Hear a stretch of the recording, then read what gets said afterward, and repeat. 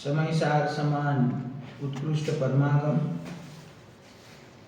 જેની અંદર આચાર્ય દેવે, કુંકુંદાચાર્ય દેવે ખરેખર તો પોતાના નિજ ભાવ માટે લખેલું આ શાસ્ત્ર છે એવું કહેવાય છે. અને એમની ગાથાઓ પર આચાર્ય દેવ પદ્મપ્રભ મલધારી દેવની આ ટીકા કાવ્ય શક્તિથી સહિત આ ટીકા છે. અને સમસ્ત ભેદો, વિસ્તાર, વિભાવ એને ગૌણ કરીને એકમાત્ર પોતાનો કારણ સ્વભાવ, શુદ્ધ સ્વભાવ, સહજ સ્વભાવ એ જ ગ્રહણ કરવા યોગ્ય છે એવો ભાવ આચાર્ય દેવની ટીકામાં પરિલક્ષિત થાય છે. એ ટીકાની અને એની અંદર આવેલા કળશોની સુંદરતા ઘણી છે. પૃષ્ઠ ક્રમાંક 43 છે, 43. આપણે કાલે 30, 31, 32 નંબરના શ્લોકોની ચર્ચા કરી. 33 નંબરના શ્લોકની ચર્ચા પ્રારંભ થાય છે. 18મી ગાથા પૂરી કર્યા પછી આચાર્ય દેવે એક સાથે 6 શ્લોક અહીંયા એમની રચના કરી છે. તો એ 6 શ્લોકોમાંથી ચોથા નંબરનો શ્લોક છે, 33 નંબરનો.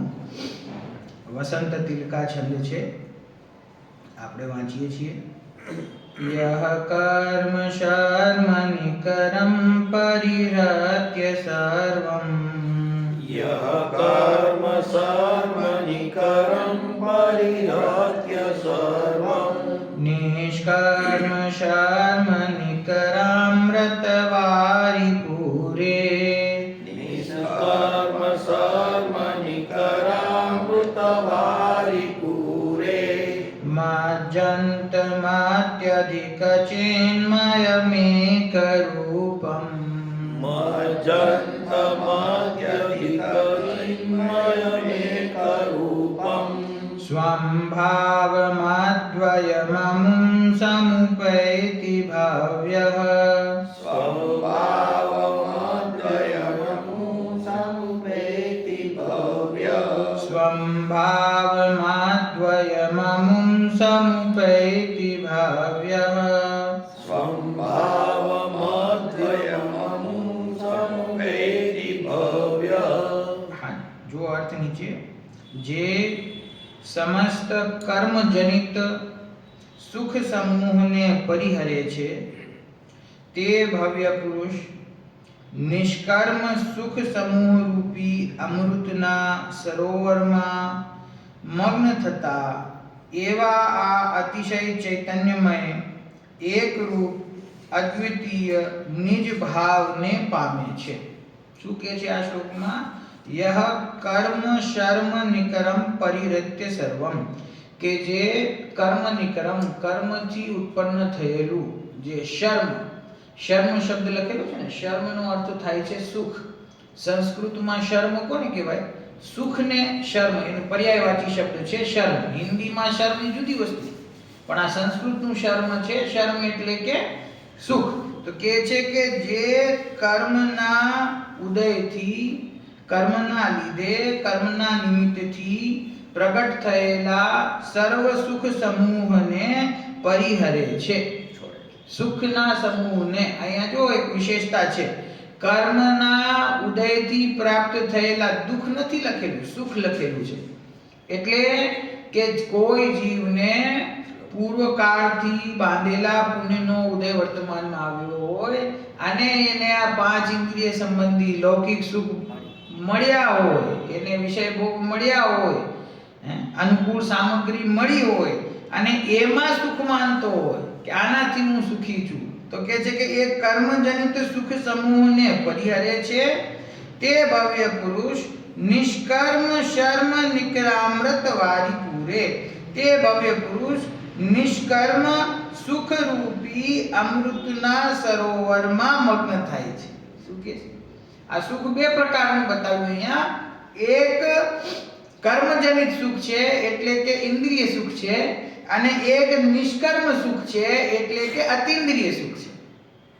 કે જે તમને કયું સુખ જોઈએ છે કે જે જીવ પાંચ ઇન્દ્રિયના વિષય ભોગ રૂપી આકુળતાને સુખ માનીને એમાં તત્પર થાય છે એને તો સંસાર ભાવ પ્રગટ થતો જાય છે, નવીન કર્મ બંધાતા જાય છે અને એનો હજી સંસારમાં સમય લાંબો છે. અને કે છે જે જીવ કર્મજનિત સુખને પરિહરે છે, કર્મથી ઉત્પન્ન થયેલા ઇન્દ્રિય સુખમાંથી પરિહરે છે એટલે એમાંથી સુખ બુદ્ધિ છોડે છે કે આ મારા સુખનું કારણ નથી, અને એ જીવ નિષ્કર્મ સુખ સમૂહ રૂપી અમૃતના સરોવરમાં મગ્ન થતા એવા આ અતિશય ચૈતન્યમય એક રૂપ અદ્વિતીય નિજ ભાવને પામે છે. કે જે ખરેખર સાચું સુખ છે તે અતિન્દ્રિય સુખ છે, તે પોતાના સ્વરૂપનું સુખ છે, તે સ્વભાવનું સુખ છે. ઇન્દ્રિય સુખ તો ખરેખર પરાધીન છે, ઇન્દ્રિય સુખનો તો નાશ થઈ જાય છે. ઇન્દ્રિય સુખ છે એ તો કર્મ સાપેક્ષ છે, તેથી બદલાતો હોય છે, ક્ષણિક છે અને ખરેખર જીવને બંધનું કારણ હોવાથી ખરેખર તો સુખ નથી પણ દુઃખ જ છે. અને જે અતિન્દ્રિય સુખ છે તે પોતાના સ્વભાવમાંથી પ્રગટ થાય છે, તે સ્વાધીન સુખ છે, તે એકવાર પરિપૂર્ણપણે પ્રગટ થાય તો અનંતકાળ સુધી છૂટે નહીં એવું તે સુખ છે. તો આ જે અતિન્દ્રિય સુખ છે, નિષ્કર્મ સુખ સમૂહ રૂપી અમૃતના સરોવરમાં કોણ જીવ સ્નાન કરે છે, કોણ એમાં અંદર જાય છે કે જે કર્મજનિત સુખને પરિહરે છે. આ પણ એક નાસ્તિની અપેક્ષાએ આ એક મહત્વપૂર્ણ બિંદુ છે કે જીવો પોતાના સ્વભાવની, છ દ્રવ્યોની, સાત તત્વની, પ્રયોજનભૂત વિષયની ચર્ચા કરે છે પણ એની સુખ બુદ્ધિ પાંચ ઇન્દ્રિયના વિષયોમાં જ રહે છે ને. તો પાંચ ઇન્દ્રિયના વિષયોથી છૂટતો નથી, માટે પોતાના સ્વભાવમાં આવી શકતો નથી. તો કે જે સ્વભાવમાં કોણ સ્થિર થાય કે પહેલા જ એને પાંચ ઇન્દ્રિયના વિષય સુખમાંથી સુખ બુદ્ધિ છૂટે છે. તો જે કર્મજનિત સુખને પરિહરે છે તે નિષ્કર્મ સુખ રૂપી સમૂહ રૂપી અમૃતના સરોવરમાં મગ્ન થતા એવા અતિશય ચૈતન્યમય કેવો છે આત્મા કે એ જેમાં ચૈતન્ય સિવાય બીજો કોઈ ભાવ છે જ નહીં. અતિશય ચૈતન્યમય એક રૂપ અદ્વિતીય નિજ ભાવને પામે છે. આ એક એવી વસ્તુ છે અદ્વિતીય, આના જેવું સુખ જગતમાં બીજે ક્યાંય છે. આ અનુપમ સુખ છે કે જેની ઉપમા પણ જગતના કોઈ સુખ સાથે કરી શકાય નહીં. એવું અતિન્દ્રિય સ્વાધીન સુખ એ જીવ પ્રાપ્ત કરે છે. કયો જીવ કે જે કર્મજનિત સુખને પરિહરે છે, સુખ સમૂહને પરિહરે છે. બરાબર. જો આગળનો શ્લોક હવે 34 નંબરનો માલિની છંદ. असति सति विभावे तस्य चिंतास्ति नोनः, असति सति विभावे तस्य चिंतास्ति नोनः, सततम् अनुभवामः शुद्धमात्मानमेकम्, सततम् अनुभवामः शुद्धमात्मानमेकम्. કેમ આગળ પાછળ થાય છે? असति सति विभावे तस्य चिंतास्ति नोनः, असति सति विभावे तस्य चिंतास्ति नोनः, सततम् अनुभवामः शुद्धमात्मानमेकम्, सततम् अनुभवामः शुद्धमात्मानमेकम्. हृदय कमल संस्थं सर्वकर्म प्रमुक्तम्, हृदय कमल संस्थं सर्वकर्म प्रमुक्तम्. न खलु मुक्तिर्नान्यथास्त्यस्ति तस्मात्, न खलु मुक्तिर्नान्यथास्ति. છેલ્લા અક્ષરમાં થોડી તકલીફ થવાની છે, બે ત્રણ સંધિઓ છે એમાં. ના ખલુ મુક્તિર ના અન્યથા અસ્તિ ઇતિ તસ્માત. સમજી ગયા? ના ખલુ એ બે વાર વાપર્યું ને. ના ખલુ એટલે નથી, બરાબર. તો ત્યાં આગળ શું લખ્યું છે? મુક્તિહિ ન અન્યથા અસ્તિ અસ્તિ. અસ્તિ અસ્તિ બે વાર છે. હે? કે આ સિવાય મુક્તિનો માર્ગ બીજો નથી નથી એમ કે છે આચાર્ય. સમજી ગયા? જો શું અર્થ છે નીચે? અમારા આત્મ સ્વભાવમાં વિભાવ અસત હોવાથી અસતિ સતી વિભાવે. વિભાવ અસત હોવાથી તેની અમને ચિંતા નથી. જે વિભાવ ભાવ છે એ વર્તમાનમાં મોજૂદ છે પણ એ અમારા સ્વભાવમાં નથી. તેથી અમને એની ચિંતા નથી. અમે તો સતતમ અનુભવામઃ શુદ્ધાત્માનમ એકમ. અમે તો એકમાત્ર શુદ્ધાત્માને જ સતત અનુભવ કરીએ છીએ. કેવો છે તે આત્મા? તો કે હૃદય કમલ સંસ્થમ સર્વ કર્મ પ્રમુક્તમ. કે જે અંતરંગમાં શબ્દ એવા વાપર્યા છે, હૃદય કમળમાં સ્થિત સર્વ કર્મ પ્રમુક્તમ, સર્વ કર્મથી વિમુક્ત શુદ્ધ આત્માને એકને જ સતત અનુભવીએ છીએ. કેમ?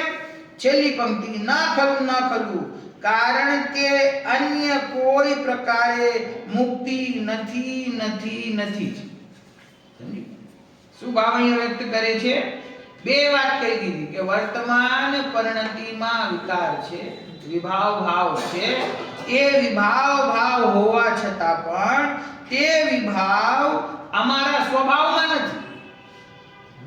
એક મારો ત્રિકાળ સ્વભાવ છે, એક મારી વર્તમાન પર્યાયમાં પ્રગટ થતો વિકારી ભાવ છે, વિભાવ છે.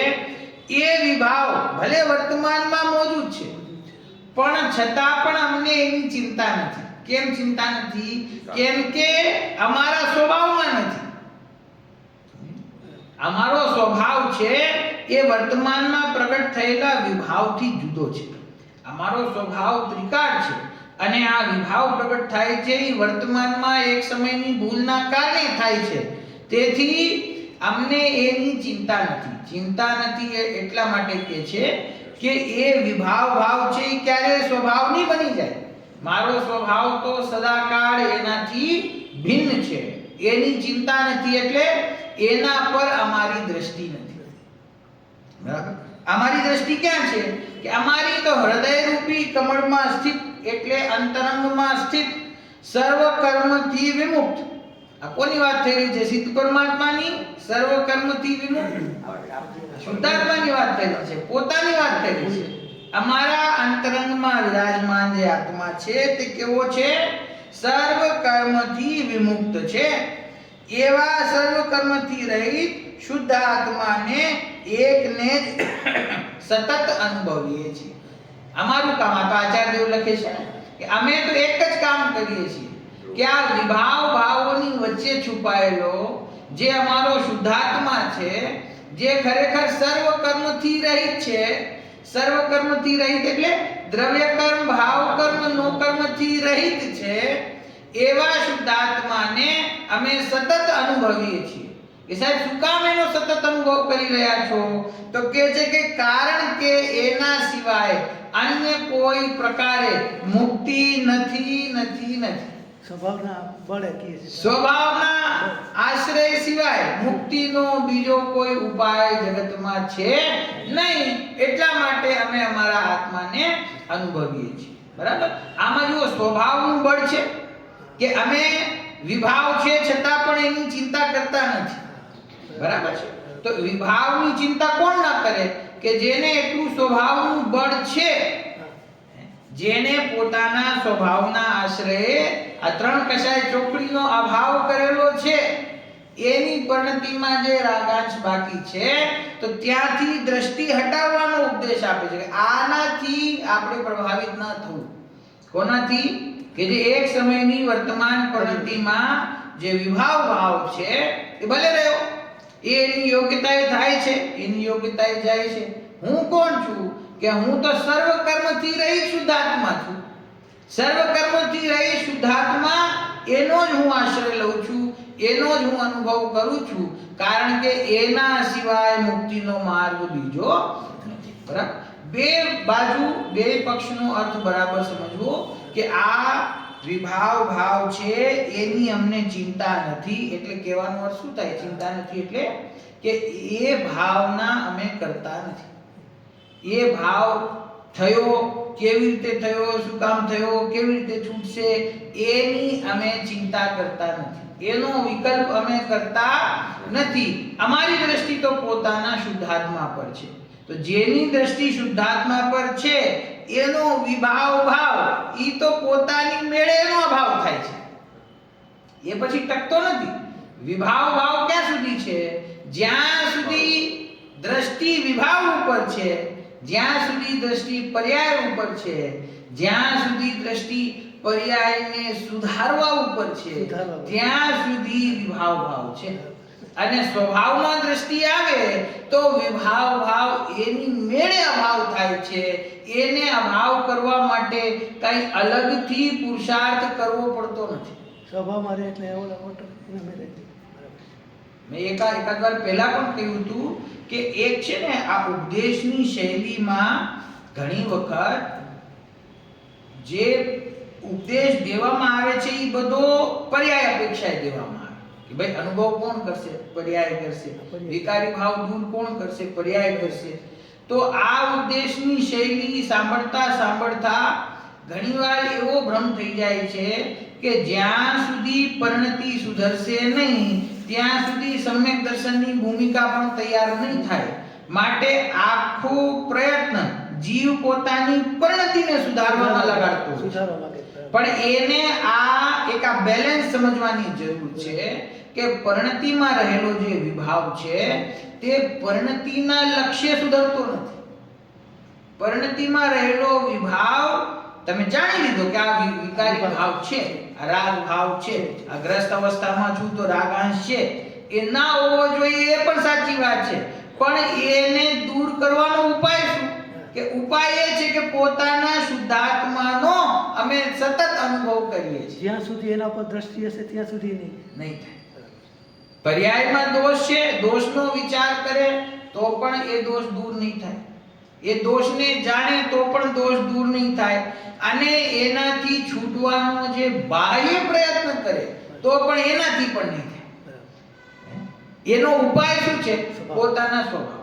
હવે આનો એક બીજો પક્ષ સમજો કે ત્રણ કષાય ચોકડીના અભાવપૂર્વક વિરાજમાન ભાવલિંગી મુનિરાજ એમ કહે છે કે આ જે પરિણતિમાં વિકારી ભાવ છે એની અમને ચિંતા નથી. તો એ મુનિરાજની વાત સાંભળીને અનાદિકાળનો અજ્ઞાની જીવ એ પણ એમ માની લે છે કે રાગાદી ભલે થતા અમને કાંઈ ચિંતા નથી, કારણ કે એ તો પર્યાયમાં થાય છે. પણ તને પર્યાયથી ભિન્ન શુદ્ધાત્માનો અનુભવ થયો છે? નથી થયો. તો નથી થયો તો એ પર્યાયમાં નથી થતો, એ તારામાં જ થાય છે. આ સમજો મારી વાત. કારણ કે તું એક સમયની પરિણતિમાં જ્યારે પુરુષાર્થની વાત આવે તો એમ કહી દે કે વિકારી ભાવ એક સમયની પરિણતિમાં છે ને હું તો એનાથી ભિન્ન છું. અને પાંચ ઇન્દ્રિયના વિષય ભોગ ભોગવે ત્યારે સ્વયંને એ પરિણતિથી સહિત જ માને છે. ધર્મ કાર્યમાં એમ કહે કે પર્યાયમાં છે, એનાથી મારો કોઈ સંબંધ નહીં. અને વિકારી ભાવ થાય, પાંચ ઇન્દ્રિયના વિષય ભોગવવાની ઈચ્છા થાય તો આ તો હું છું, હું સુખી થઈ રહ્યો છું. તો એ ખરેખર એને નિર્ણય બરાબર નથી. જ્યાં સુધી આત્માનો અનુભવ નથી ત્યાં સુધી આ ભાવ કર્મનો કરતા તું જ છે. અનુભવ થાય અને બે જ્ઞાન પ્રગટ થાય અને પછી એમ બોલે કે વર્તમાનમાં જે રાગ ભાવ છે એનો હું કરતા નથી, તો એની વાત સાચી છે. બધી અપેક્ષાએ બરાબર ખ્યાલમાં લેવું જોઈએ. અનુભવ ન થયો હોય અને એમ કહે કે હું સ્વભાવથી પૂર્ણ છું તો પછી અહીંયા કેવી રીતે આમ બેલેન્સ કેવી રાખવું? ભૂલ એમાં કઈ નથી. સ્વભાવથી પરિપૂર્ણ છું, હા, સ્વભાવથી રાગ રહિત છું. વર્તમાનમાં છે. હા, આ જે જૈન ધર્મ છે ને ભાવ પ્રધાન ધર્મ છે. બોલવાનું વચન પ્રધાન નથી. બોલે તો એમ કે હું રાગથી રહિત છું અને અંતરંગમાં એ રાગાદિથી સુખ માને તો એને કર્મ બંધ એના ભાવથી થાય છે, એના બોલવાથી થતું નથી. અંદરના ભાવથી થાય છે. એના ભાવથી થાય છે. આપણે વિચારવાનું થાય કે વર્તમાનમાં જ્યારે હું એમ કહું છું કે રાગાદી વિકારી ભાવ મારામાં નથી, ત્યારે ખરેખર મારો અભિપ્રાય શું છે? અભિપ્રાય મારા શુદ્ધાત્માને પ્રગટ કરવાનો છે, તો વાત બરાબર છે. અને અભિપ્રાય વિકાર જે ચાલી રહ્યું છે એમાં સ્વચ્છંદતા ગ્રહણ કરવાનું છે કે આ ભલે ચાલતું, આ તો આનાથી કાંઈ ફેર નથી પડતો, તો એના અભિપ્રાયમાં અંદરની પરિણતિ જે કામ શું કરે છે એ ખ્યાલ આવે રાખવો. પરિણતિ એટલે પરિણતિની પાછળ રહેલો ખરેખર અભિપ્રાય. અભિપ્રાય શું છે?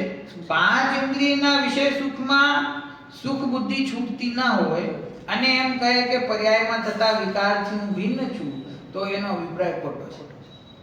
સમજી? અને જેને શુદ્ધાત્માની રુચિ થઈ છે, જે પોતાના શુદ્ધાત્માને પ્રગટ કરવા માટે પ્રયત્ન કરી રહ્યો છે, શુદ્ધાત્માના સ્વરૂપનું જેને જ્ઞાન છે અને એ એમ કહે કે હું રાગાદી ભાવથી ભિન્ન છું, તો એનો અભિપ્રાય સાચો છે. ફળ તો અભિપ્રાયનો છે ને, ટોડરમલજી સાહેબની વાત, ફળ તો અભિપ્રાય જેવો છે એવો છે. તમે કરો છો શું અથવા બોલો છો શું એનાથી ફળ નથી, અંતરના અભિપ્રાય છે. તો અભિપ્રાય ખોટો હોય તો કર્મ બંધ થશે. તો અહીંયા એમ કહે કે વિભાવ અસત હોવાથી, અમારી સત્તામાં નહીં હોવાથી અમને એની ચિંતા નથી, તો એ સ્વભાવમાં જે ઊભો છે એમ કહે કે વિભાવ મારામાં નથી, તો એની વાત બરાબર છે. પોતે ઊભો છે વિભાવની ભૂમિમાં અને એમ કહે વિભાવ મારા નથી, તો તારા નથી તો કોના છે? અપેક્ષા સમજવી પડે. રાગાદી ભાવમાં પરિણતિ રોકાયેલી હોય, એમાં જ આનંદ માનતો હોય અને મંદિરમાં આવીને એમ કહે કે રાગથી હું ભિન્ન છું, તો એમ બોલવાથી કઈ રાગથી ભિન્ન થઈ જવાતું નથી. રાગથી ખરેખર ભિન્નતા ભાસે, પોતાનો અતિશય ચૈતન્યમાં એક નાયક ભાવ એને ભાસે, એનો અનુભવ થાય, એમાં સ્થિરતા થાય, ત્યારે ખરેખર રાગથી ભિન્ન થયો એમ કહેવાય. અનુભવ પહેલા આ રાગ દ્વેષના વિભાવ માટે પ્રયોગ શું કરો? અનુભવ પહેલા અત્યારે આપણી ભૂમિકા પ્રયોગ એ કરવાનો કે પોતાના સ્વરૂપનો નિર્ણય કરી, પહેલા પ્રમાણથી દ્રવ્ય ગુણ પર્યાય સ્વરૂપ આત્માનો નિર્ણય કરી, એમાંથી હું કોણ છું, તો પોતાના શુદ્ધ ત્રિકાળી ધ્રુવ ભગવાન આત્મા પ્રત્યેનો ભાવ આગળ વધે, તો એનો વિકારી ભાવ ધીરે ધીરે સ્વયં એનો અભાવ થાય. પણ જે વિકારી ભાવ થાય છે એમાં સ્વચ્છંદ ના થવું કે આ તો થાય જ, આનાથી કાંઈ ફેર પડતો નથી, આ તો મારી એક સમયની પરિણતિમાં છે. એ એક સમયની પરિણતિમાં છે ને, એ એક સમયની પરિણતિ પણ તારી જ છે. એક સમયની પરિણતિથી હું ભિન્ન છું, એ પોતાના ત્રિકાળી ધ્રુવમાં જે પહોંચી ગયો હોય ને એની વાત છે. પ્રયત્ન તો એ જ કરવાનો છે કે હું ત્રિકાળી ધ્રુવ ભગવાન આત્મા છું, હું દ્રવ્ય કર્મ ભાવ કર્મ નો કર્મથી રહિત છું. પુરુષાર્થની દિશા તો આ જ છે, પણ એમાં ક્યાંય પોતાના અભિપ્રાયમાં છલ ગ્રહણ ન કરવું કે રાગાદી છે એ પર્યાય અપેક્ષાએ ભલા છે, એમ તો નથી માનતા ને કે પર્યાયમાં ભલે ને રહ્યા તો એમાં ભલું પણ કાંઈ છે નહીં. સ્વભાવની સ્થિરતા પૂર્વક જે જીવ પરદ્રવ્યથી અને પરભાવોથી ભેદ જ્ઞાન પ્રગટ કરે છે, ખરેખર તો એને જ સમ્યક દર્શન પ્રગટ થાય છે, એને ભેદ જ્ઞાનની સિદ્ધિ થઈ કહેવાય. ભેદ જ્ઞાનની વાત કરવી અને ભેદ જ્ઞાન પ્રગટ કરવું એ બે જુદી વસ્તુ છે. હું રાગથી ભિન્ન છું એ અત્યારે આપણે વાત કરીએ છીએ. રાગથી રહિત આત્માનો અનુભવ કરે તો ખરેખર ભેદ જ્ઞાન પ્રગટ થયું કહેવાય, ત્યાં સુધી પ્રગટ થયું નથી. બરાબર? વિભાવ અસત હોવાથી તેની અમને ચિંતા નથી. અમે તો હૃદય કમળમાં સ્થિત સર્વ કર્મથી વિમુક્ત શુદ્ધ આત્માને એકને એટલે એમ અલગથી શું કામ લખ્યું? એક શુદ્ધ આત્માને જ સતત અનુભવીએ છીએ, કારણ કે અન્ય કોઈ પ્રકારે મુક્તિ નથી નથી નથી જ. બરાબર? હવે આગળનો છંદ છે 35 નંબરનો છંદ, પેજ નંબર 44, માલિની છંદ. ભવિની ભવ ગુણાસ્યુ સિદ્ધ જીવે નિત્યમ, ભવિની ભવ ગુણાસ્યુ સિદ્ધ જીવે નિત્યમ, નિજ પરમ ગુણાસ્યુ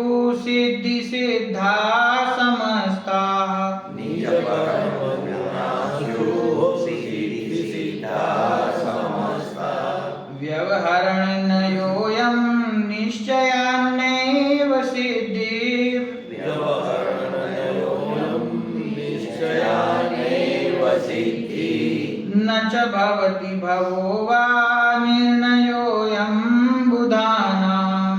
ન ચ ભવતિ ભવો વા નિર્ણયોऽયં બુધાનામ. જો શું અર્થ છે? સંસારીમાં સાંસારિક ગુણો હોય છે અને સિદ્ધ જીવમાં સદા સમસ્ત સિદ્ધિ સિદ્ધ એટલે કે મોક્ષથી સિદ્ધ અર્થાત પરિપૂર્ણ થયેલા નિજ પરમ ગુણો હોય છે. આ પ્રમાણે વ્યવહાર નહીં છે. શું કહ્યું? સંસારી જીવમાં સંસારી ગુણો હોય છે, સિદ્ધ જીવમાં મોક્ષથી સિદ્ધ થયેલા એવા નિજ પરમ ગુણો હોય છે. આ પ્રમાણે વ્યવહાર ની વાત છે કે સંસારીમાં સાંસારિક, અહીંયા ગુણ છે ને, ગુણ એટલે અહીંયા તો ખરેખર પરિણતિ બતાવે છે. શબ્દ ગુણ લખેલો છે, અર્થ એનો પરિણતિ છે કે સંસારી જીવને વિભાવ પરિણતિ પ્રગટ છે અને સિદ્ધ પરમાત્માને સિદ્ધિ સિદ્ધ એટલે કે એને સિદ્ધ દશા પ્રગટ કરી લીધી ને, કૃત્ય થઈ ગયા, કરવા યોગ્ય કાર્ય કરી લીધું તો એને સાધ્ય દશા પ્રગટ કરી, કાર્ય શુદ્ધ દશા પ્રગટ કરી તો એને એ સિદ્ધિથી સિદ્ધ થયેલા, મોક્ષમાં જવાથી પ્રગટ થયેલા પરમ નિજ ગુણો છે. તો નિજ ગુણ છે, નિજ ગુણ તો પહેલા પણ હતા, ઈ પરમ નિજ ગુણ એટલે શું? એ ગુણોની પરિપૂર્ણ શુદ્ધ પરિણતિ એમને પ્રગટ થઈ છે. ગુણ તો પ્રગટ જ છે, પ્રાપ્ત જ છે. પ્રાપ્તિની પ્રાપ્તિ એટલે કે જે ગુણ હતા નથી એની પૂર્ણ શુદ્ધ પરિણતિ એમને પ્રગટ થઈ. તો કે જે સંસારીને વિભાવ પરિણતિ છે અને સિદ્ધ પરમાત્માને પરિપૂર્ણ શાયિક ભાવની શુદ્ધ પરિણતિ છે. આ પ્રમાણે વ્યવહાર નહીં છે. આ જીવ સંસારી અને આ મુક્ત, આ કર્મથી બંધાયેલો, આ કર્મથી મુક્ત, આ વિકારી ભાવથી સહિત, આ વિકારી ભાવથી રહિત એવો વ્યવહાર નહીં છે. નિશ્ચય નથી, વ્યવહાર નહીં છે. નિશ્ચયથી તો સિદ્ધિ પણ નથી જ અને સંસાર પણ નથી જ. આ બુદ્ધ પુરુષોનો નિર્ણય છે. આ ત્રિકાળી રૂપ ભગવાન આત્માની વાત, પારણામિક ભાવની વાત, સ્વભાવની વાત કે જે હું ત્રિકાળી ધ્રુવ પરમાત્મા છું, એ ત્રિકાળી ધ્રુવ પરમાત્માને સંસાર પણ નથી અને સંસાર નહીં હોવાથી સંસારનો અભાવ થઈને મોક્ષ પ્રગટ થાય છે. એ મોક્ષ પણ મને નથી. આ વિષય અઘરો છે. આ સમજવો જરાક એના માટે વિચાર કરવો પડે કે શું કહેવા માંગે છે. એક તરફ આખું જીનાગમ આપણને ઉપદેશ આપે છે કે પ્રયત્ન કરો, મિથ્યાત્વનો કશાયનો અભાવ કરો, સમ્યક દર્શન પ્રગટ કરો, સ્વરૂપમાં સ્થિરતા કરો, મુનિ દશા પ્રગટ કરો, ગુણસ્થાનની શ્રેણી ચડો અને અનંત અને સિદ્ધ દશા પ્રાપ્ત, પરિપૂર્ણતા પ્રાપ્ત કરો. એ માર્ગ છે ને સુખી થવાનો. એક તરફ એ ઉપદેશ છે અને બીજી તરફ પોતાના સ્વભાવનું કથન છે. શું કથન છે? કે મારો સ્વભાવ કેવો છે કે ત્રિકાળ છે. ત્રિકાળ છે ને સ્વભાવ, સદાકાળ એવો ને એવો છે, પરિપૂર્ણ છે. તો પરિપૂર્ણ છે એનો અર્થ શું? આત્મા છે, સંસારી જીવ છે, એ સંસારી જીવનો આત્મા પરિપૂર્ણ છે. આ પરિપૂર્ણ કોના માટે કહેવાય છે? જે સિદ્ધ દશા છે. સિદ્ધ દશા છે એ પરિપૂર્ણ છે, સંસારી છે એ પરિપૂર્ણ નથી કે છે. સ્વભાવ અપેક્ષા છે. જે ત્રિકાળ જે જીવ છે ને, જીવ તો ત્રિકાળ છે, પરિપૂર્ણ છે, પરિપૂર્ણ. પરંપારણાનું ભાવ સ્વરૂપ છે. તો પરંપારણાની ભાવ સ્વરૂપ વસ્તુ હું વર્તમાનમાં છું ને, તો એમાં કર્મના ઉદય ઉપશમ છે, ઉપશમની અપેક્ષા છે કે નહીં અત્યારે? કારણ જેવું માનસ એટલે બંને વાત અહીંયા કહી દીધી એટલે કે સંસારી જીવને સાંસારિક ગુણો હોય છે. ગભરાવો નહીં. સમજાય ગયું? સંસારી જીવને સાંસારિક ગુણ છે, અને ઓને સિદ્ધના સિદ્ધ સંસારી જીવને સાંસારિક ભાવ પ્રગટ છે, પ્રગટ છે. વિકારી ભાવ પ્રગટ છે, એમાં કોઈ ના નથી. પણ જે વિકારી ભાવ પ્રગટ છે એ જીવના છે એમ વ્યવહારનું કથન છે. વર્તમાનમાં એને જે વિકારી ભાવ છે એ જીવના છે એમ કહેવું તે વ્યવહાર છે. બરાબર? હવે એ વિકારી ભાવનો અભાવ થાય અને શુદ્ધ દશા પ્રગટ થાય, શુદ્ધ ભાવ પ્રગટ થયું, અનંત ગુણોની શુદ્ધ પરિણતિ પ્રગટ થઈ, એ જે પરિપૂર્ણ શુદ્ધતા પ્રગટ થઈ એ આ મુક્ત જીવ પૂર્ણ શુદ્ધ છે એવું પણ વ્યવહારનું કથન છે. એ કેવી રીતે?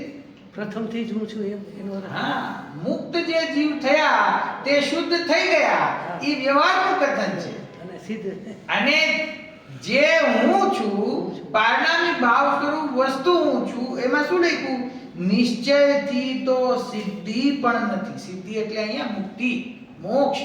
નિશ્ચયથી તો એને મોક્ષ પણ નથી, જો લગાડ્યો પાછો, મોક્ષ પણ નથી જ અને સંસાર પણ નથી જ.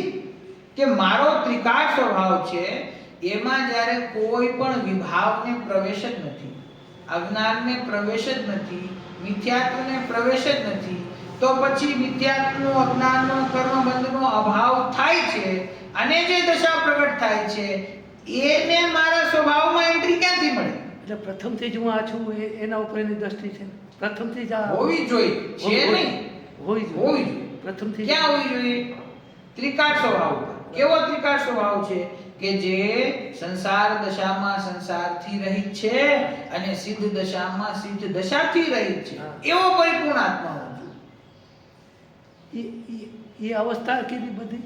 હા, અવસ્થા સંસારમાં સંસારી ગુણ પ્રગટ છે, એ વ્યવહાર નહીં છે. જીવન અને સિદ્ધ દશામાં નિજ પરમ ગુણ પ્રગટ છે, એ પણ વ્યવહાર નહીં છે.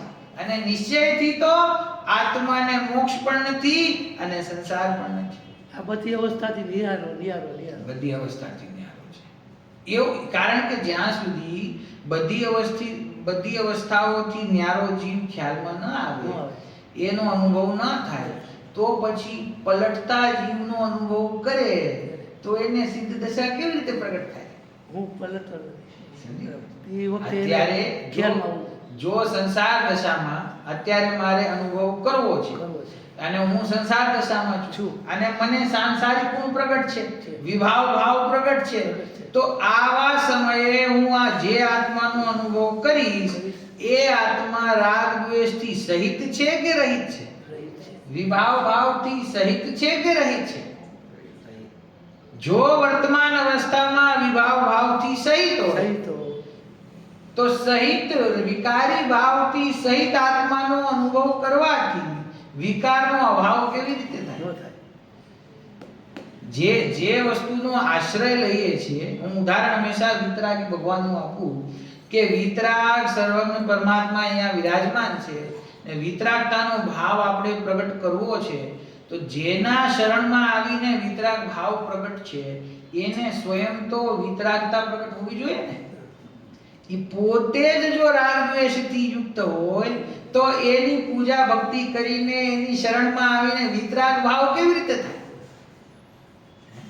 જે અન્ય દેવી દેવતાઓનું જે સ્વરૂપ છે એમાં રાગ દ્વેષ સમાયેલા છે, ભય સમાયેલું છે, એમની પાસે અસ્ત્ર છે, શસ્ત્ર છે, વસ્ત્ર છે, પરિવાર છે, સમજી ગયા? તો એની પાસે જાય તો જેના મુખ મુદ્રા ઉપર જ ભય છે, તો એના ચરણમાં, એની શરણમાં જઈને એને આપણને વિતરાગ ભાવ કેવી રીતે પ્રગટ થાય? વિતરાગ ભાવ તો એને પ્રગટ થાય ને વિતરાગ પરમાત્માની શરણમાં આવે. પરમાત્મામાં તો એ વિતરાગ ભાવ હોવો જોઈએ ને, તો એના આશ્રય પ્રગટ થાય. એવી જ રીતે ત્રિકાળી ધ્રુવ ભગવાન આત્માનો આશ્રય પરિણતિ લે છે, તો એ પરિણતિમાં શુદ્ધતા ને વિતરાગતા જે પ્રગટ થાય છે, રાગનો અભાવ થાય છે, કોના આશ્રય થાય છે? કે ત્રિકાળી ધ્રુવ આત્માના આશ્રય. તો એ ત્રિકાળી આત્માનું સ્વરૂપ કેવું છે? જો એ સંસાર અવસ્થામાં સંસાર રૂપે જ હોય તો એનો આશ્રય કરીને સંસારનો અભાવ કેવી રીતે થાય? તો એનો અર્થ શું છે? કે વર્તમાનમાં વિકારી ભાવથી રહિત છે. જે શુદ્ધાત્મા છે એને શુદ્ધાત્મા કહેવાય છે એટલા માટે કે એ વર્તમાનમાં દ્રવ્ય કર્મ ભાવ કર્મ નો કર્મથી રહિત છે. તો જે દ્રવ્ય કર્મ ભાવ કર્મ નો કર્મથી રહિત છે એનો આશ્રય કરતા શુદ્ધ પરિણતિ પ્રગટ થઈ અને એ પરિણતિ આગળ વધીને પૂર્ણ શુદ્ધ થઈ. તો પરિણતિમાં પ્રગટ થયેલી જે શુદ્ધતા છે એ જીવની છે કે નહીં? જરાક વ્યાયામ કરવો પડે આમાં. હે? ભાઈ વર્તમાનમાં તમે શું કહો છો કે હું રાગથી રહી છું, એની પાછળ ન્યાય શું છે કે રાગ એક સમયની પર્યાયમાં છે અને એ પર્યાય માત્રથી હું ભિન્ન છું. એ ન્યાય છે ને, એ ન્યાયથી આપ કહો છો કે હું રાગથી ભિન્ન છું. તો પછી સિદ્ધ દશામાં પહોંચીને જે એને શુદ્ધતા પ્રગટ થઈ, રાગનો અભાવ થઈને વિતરાગતા પ્રગટ થઈ, એ ક્યાં પ્રગટ થઈ? પર્યાયમાં. તો એ જ ન્યાયથી, જે ન્યાયથી સંસાર અવસ્થામાં રાગ હોવા છતાં તમે પોતાના સ્વભાવના બળે એમ કહેતા હતા કે હું રાગથી રહિત છું, તો સિદ્ધ દશામાં પણ એ જ ન્યાયથી પોતાના ત્રિકાળ સ્વભાવના બળેથી હું આ વર્તમાન પર્યાયમાં પ્રગટ થયેલી શુદ્ધતાથી રહિત ત્રિકાળ શુદ્ધ છું. આ સમ્યક દર્શન વિષય ત્રિકાળ એમ કે બધી અવસ્થાથી જુદો હોય. હા, અને જે ન્યાયથી સંસાર અવસ્થામાં રાગની પરિણતિ મારી છે, માટે હું રાગનો કરતા છું, વિકારી ભાવનો કરતા છું, અજ્ઞાની છું, સંસારી છું, એ અપેક્ષાએ સિદ્ધ દશામાં પરિણતિમાંથી વિકારી ભાવ, રાગ ભાવ, કર્મ, શરીર બધું છૂટી જતા જે શુદ્ધતા પ્રગટ થઈ, તો એ શુદ્ધતા રૂપ પણ હું છું. દ્રવ્ય ગુણ પર્યાય એક અખંડ વસ્તુ છે ને, તો એ પછી જે શુદ્ધતા પ્રગટ થઈ આશીષભાઈ, એ પર્યાયમાં પ્રગટ થતી નથી, આત્મામાં પ્રગટ થાય છે. વિકારનો અભાવ પર્યાયમાંથી થતો નથી, આત્મામાંથી. કેમ કે પર્યાય આત્મા બની ગઈ. પર્યાય આત્મા બની. જ્યારે પર્યાયને દ્રવ્યથી ભિન્ન જોવામાં આવે છે, ત્યારે નિશ્ચયથી હું રાગરૂપ પણ નથી અને વિતરાગ ભાવરૂપ પણ નથી. અને જ્યારે પર્યાયથી અભિન્ન આત્માને જોવામાં આવે છે, ત્યારે વ્યવહારથી હું રાગથી પણ સહિત છું, તો પછી હું વિતરાગતાથી પણ સહિત છું. બે બાજુ ન્યાય તો સરખો લગાડવો પડે ને. ન્યાય તો બે બાજુ સરખો છે. વર્તમાનમાં એમ કહે કે રાગથી તો હું રહિત છું, અને સિદ્ધ દશામાં જાય ત્યારે કે આનંદથી હું સહિત છું. તો એ ન્યાય અહીંયા બરાબર નથી. રાગ ભાવ છે ઈ પરિણતિમાં છે, એમ સિદ્ધ દશા છે એ દશા છે ને, નામ શું રહ્યું? સિદ્ધ દશા. દશા એ સ્વભાવ નથી, દશા છે. દશા છે, એક સમય શુદ્ધ પરિણતિ છે. સ્વભાવની અપેક્ષા એ સિદ્ધ પણ નથી એમ એમથી. હા, એમ જ થયું કે જે સિદ્ધ નથી એટલે શું? એટલે સિદ્ધ થતો નથી. થતો નથી. ત્રિકાળ સિદ્ધ છે. ત્રિકાળ સિદ્ધ સ્વભાવની દ્રષ્ટિએ સ્વભાવની દ્રષ્ટિએ ત્રિકાળ શુદ્ધ છે. શુદ્ધ છે.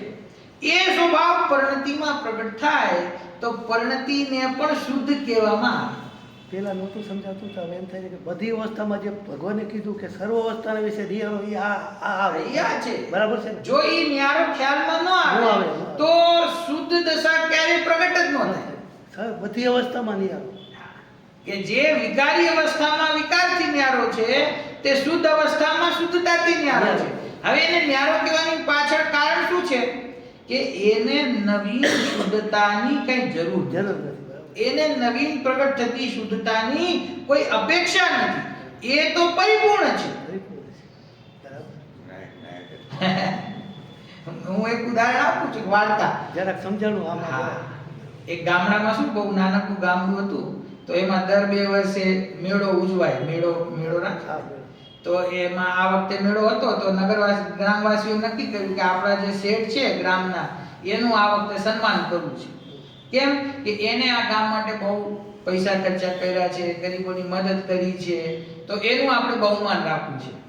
તો પ્રોગ્રામ થયો, તો સ્ટેજ ઉપર શેઠજીને બોલાવ્યા અને જે પ્રોગ્રામ કરાવતો તો માઇકમાં એ બોલ્યો કે હવે આપણે આપણા ગામના શેઠ છે એમનું આપણે અહીંયા અભિનંદન કરીએ છીએ. તો એને પરિચય આપવાનું ચાલુ કર્યું શેઠજીનું કે આ શેઠ છે એ જ્યારે આ ગામડામાં આવ્યા હતા ત્યારે એક લોટો લઈને આવ્યા હતા, ને એના ખીચામાં 5 રૂપિયા પણ નહોતા, ને એને અહીંયા અથક મહેનત કરીને પોતે પણ સંઘર્ષ કરીને પૈસા કમાયા, અને એને પછી દિલદારીથી બધા માટે ખર્ચા કર્યા, બધાની મદદ કરી. એવા શેઠનું અહીંયા ખૂબ અભિનંદન હું કરું છું. તો શેઠને માળા પહેરાવી. પછી શેઠનો વારો આવ્યો બોલવાનો. તો શેઠ કે અભિનંદન માટે તમારો ધન્યવાદ, પણ આ જે શેઠની વાત કરે છે ને આ ભાઈ, એવું નથી. કેમ કે હું કાંઈ અહીંયા એક લોટો ને 5 રૂપિયા લઈને નહોતો આવ્યો અને મેં અહીંયા સંઘર્ષ કર્યું નથી. અમારે તો 7 પેઢીથી આટલા જ પૈસા છે અમારી પાસે. અમે કાંઈ આ ભાઈને ખબર નથી આ સંઘર્ષ કરીને શેઠ નથી બન્યા.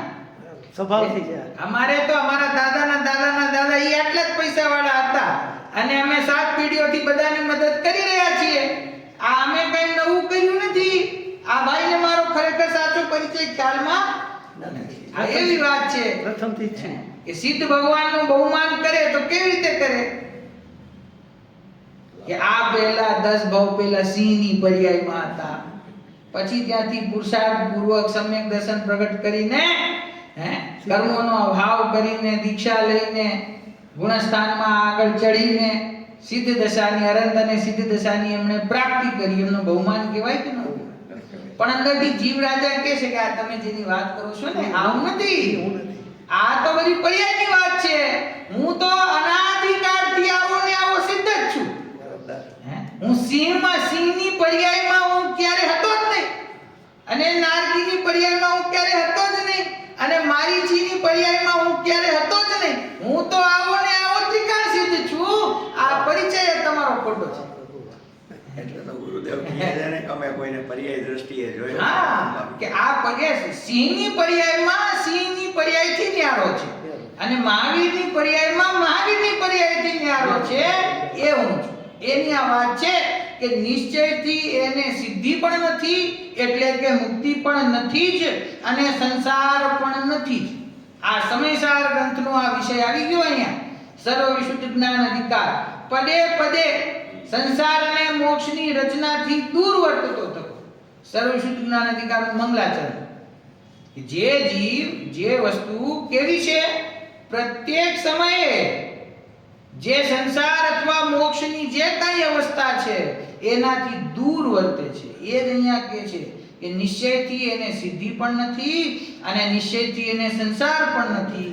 આ બુદ્ધ પુરુષોનો નિર્ણય છે. આ બુદ્ધ પુરુષ એટલે કે સર્વજ્ઞ પરમાત્મા. આ સર્વજ્ઞ પરમાત્માનો નિર્ણય છે. કારણ કે સ્વભાવ એમણે જોયો અને એમણે બધા જીવોને બતાવ્યો.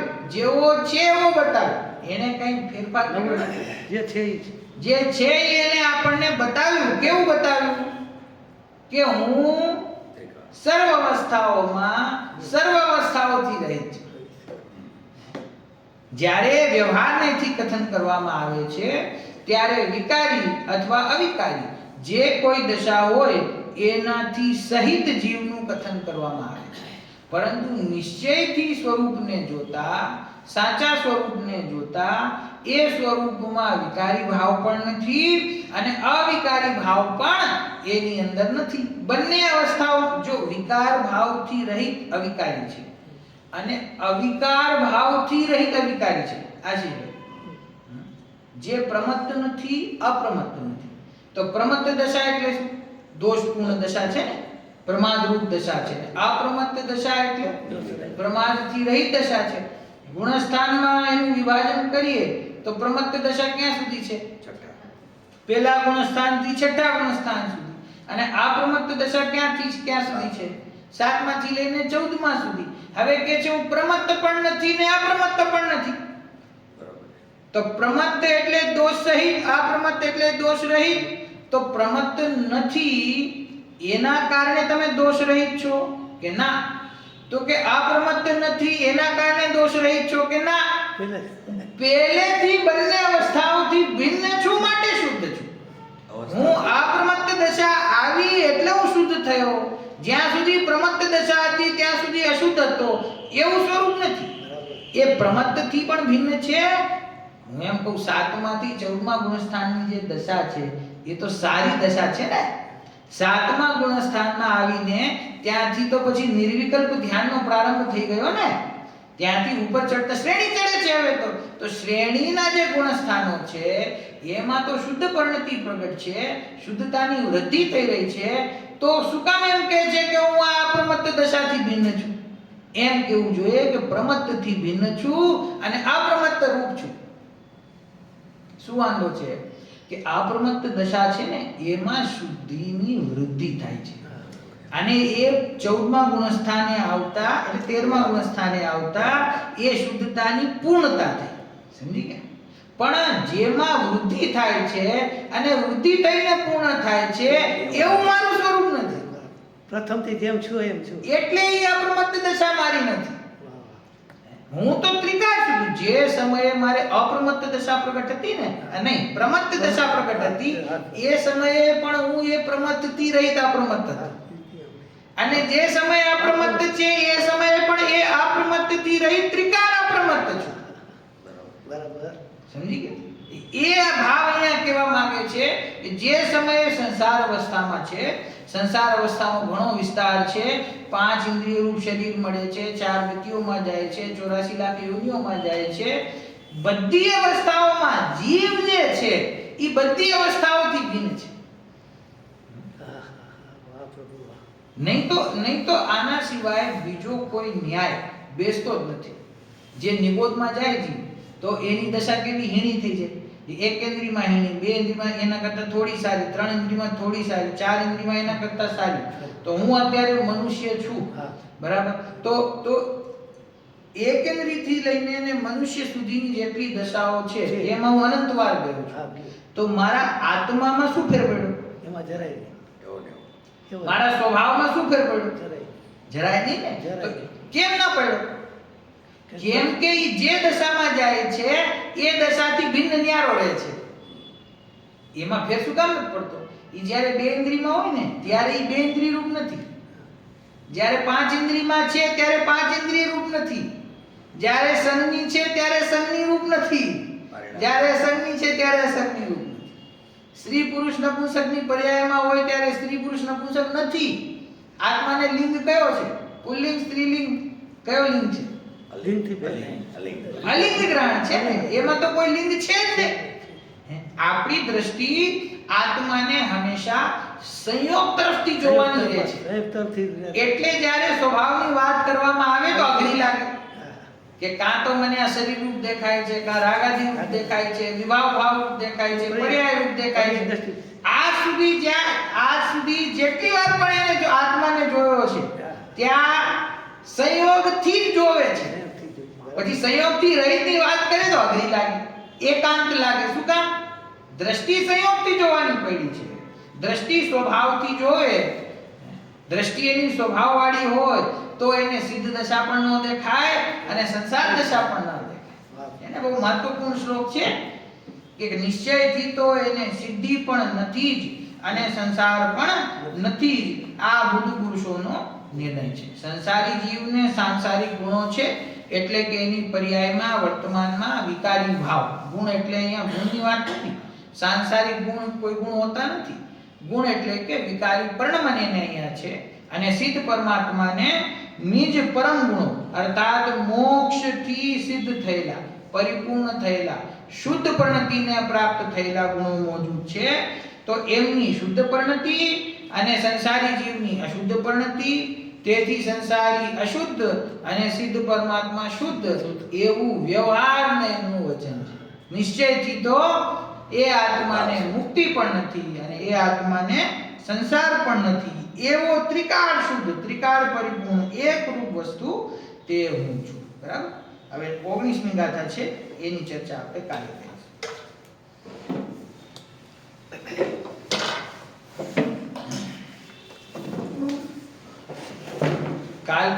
કાલે છેલ્લું પ્રવચન છે, પછી ચૈતન્ય ધામ કાર્યક્રમ